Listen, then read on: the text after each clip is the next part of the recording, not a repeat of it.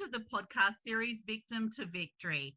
This series gives a voice to those that have overcome obstacles in all forms, but dare greatly to share their real stories.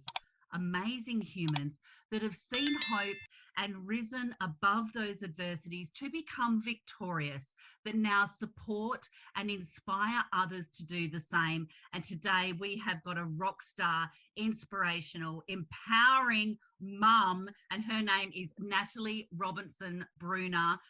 Welcome to Victim to Victory. Thank you for having me. It's such a pleasure to be here, Tracy. I'm excited to share my story with you. I'm just going to start off and just tell you a little bit about where it starts. So I got married to my college sweetheart, and we had moved across the country, really just sort of, with his job going back and forth. And we started okay, like every romance, it starts, you're in love and you're just excited by the world and you kind of ignore some of the things that you should pay attention to.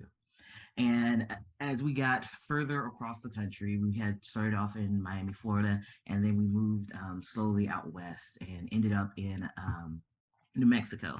And so we're out in New Mexico, and that's when some of the red flags become some blaring issues. And with that, um, we have, I do apologize, he was asleep, a guest star. We Some have a issues guest that star. we do. He woke up and came out here. Um, some issues where he really started to show me that he wasn't the person that I thought he was. And he began to become a little bit violent and abusive when it came to some of the financial issues that I went through. Um, Abusive when it came to alcohol. So he really began to abuse alcohol quite a bit.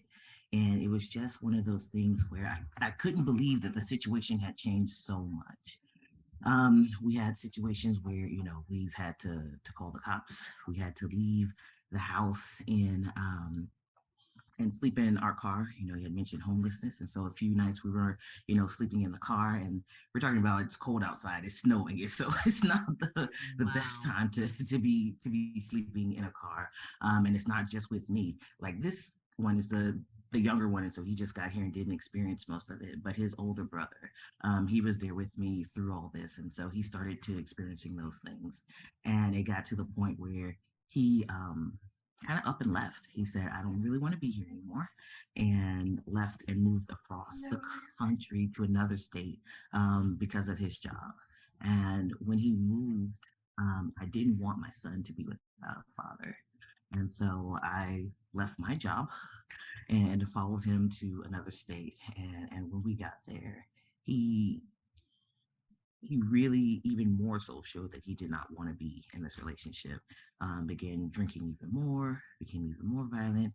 You know, um, I went to my church. I went to friends that I had. We had moved across the country, so I had no family out there. It was just kind of us all alone, and we just really I was trying to make it work. So I was asking anybody for help. Please, help me. Whoever, we were the counselors, whoever it was, please help. I just want this to work. I want our family to be whole. I want everybody to be happy. And it got to the point where I was actually pregnant with the second one, that he stayed out again all night.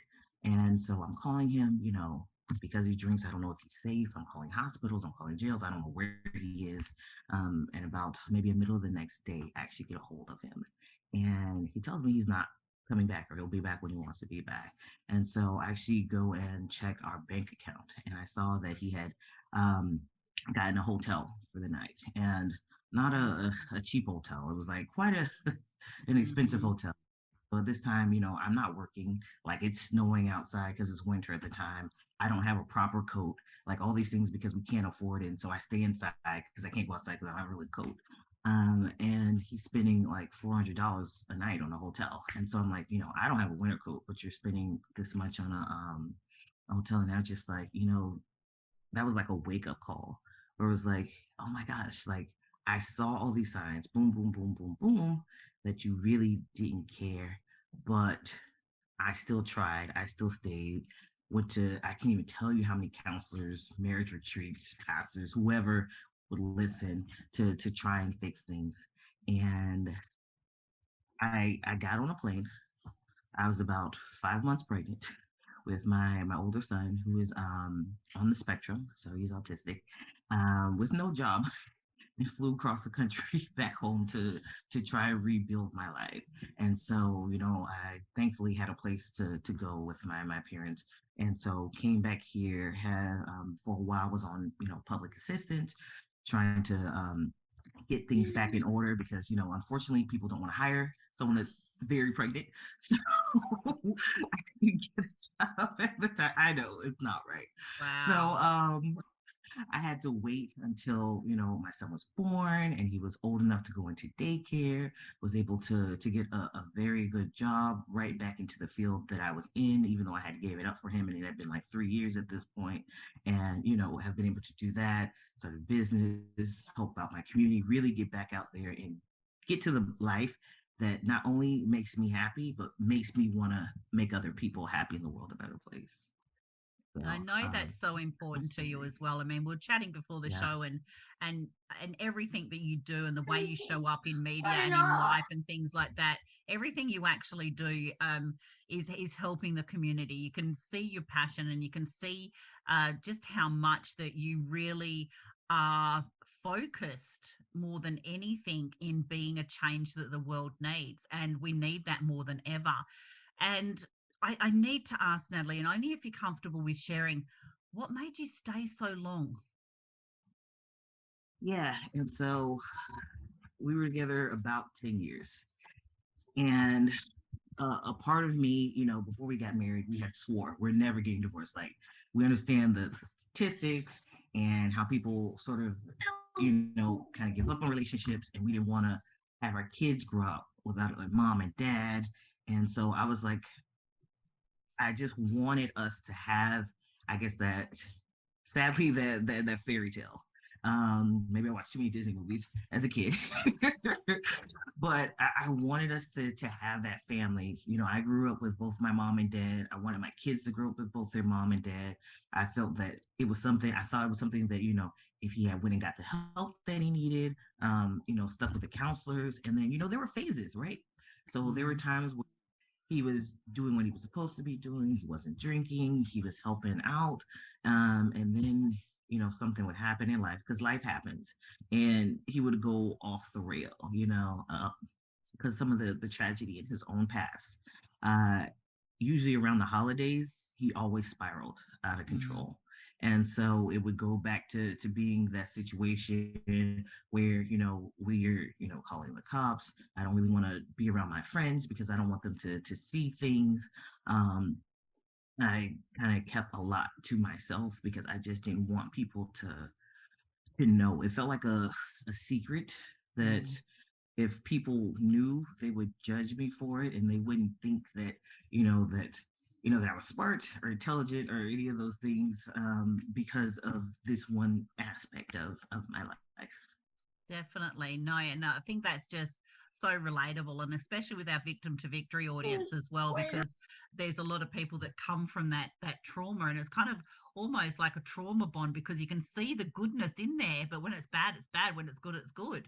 And it just makes you think, well, I'll just keep, trying to fix them. I'll just keep trying to do this. And I'm so glad that you got on that plane at 5 months pregnant and through flew across the country, and you are the powerful woman that you are today, changing the world. Now, where are you now? What are you doing now? What's your mindset and your life like now? I bet you it's contrastly different. Mhm. It really is. So, I mean, now I work for a nonprofit. I'm a division director, so I oversee their youth programs, their economic development programs, and their health programs. Again, just trying to help women, help children. I don't know if I was like attracted to that particular organization. Just trying to make it better for people, because of some of the work that I do there. They inspired me to start my own business. Um, I help out like in the community. I'm like on different leadership boards. I help out our Head Start program, and so that's free daycare for kids in the area. And so yeah, it's very different, and I see it as where I guess I could have gone and should have gone if the situation was supportive and helpful, but wasn't able to because of it. Um, and so it's been a wonderful, definitely learning journey. And this one here is so funny. These two are part of the reason why I left. I thought that I did not want them to see these patterns. I didn't want to perpetuate this type of lifestyle and violence in the world. And I wanted them to see better and to be better.